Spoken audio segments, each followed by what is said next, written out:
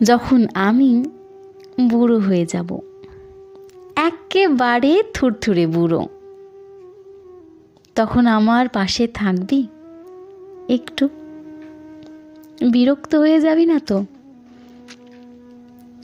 একটু ধৈর্য ধরে রাখবি আমাকে?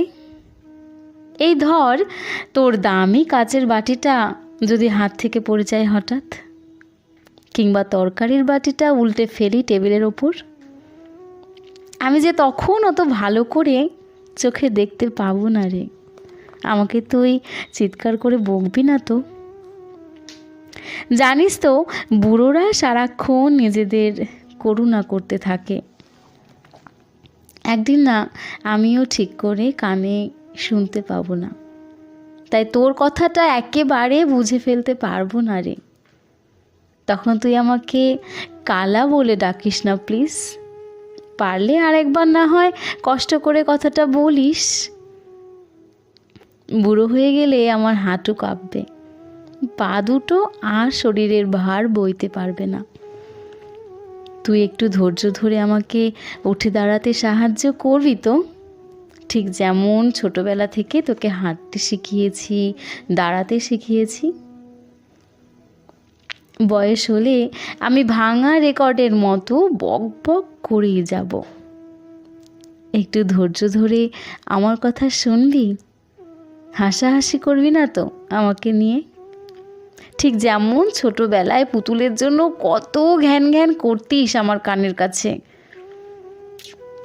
বয়স হলে আমি রোজ স্নান করব না রে।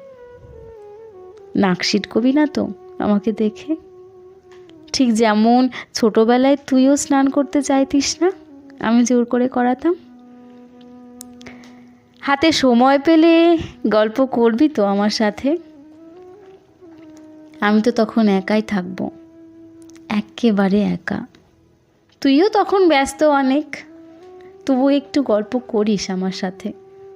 ঠিক যেমন তোর স্কুল থেকে ফিরেই সমস্ত কথা বলিস আমাকে, গল্প করিস। আচ্ছা, একদিন এমনও সময় আসবে যেদিন আমি বিছানায় পড়ে যাব। সেদিন কি একটু যত্ন নিবি আমার? যদি বিছানা ভিজিয়ে ফেলি, পাল্টে দিবি তো চাদরটা, নাকি ময়লা চাদরেই আমাকে শুইয়ে রাখবি? আমার শেষ সময়টায় আমাকে একটু সাহস দিবি তো নির্ভয়ে মৃত্যুকে আলিঙ্গন করার?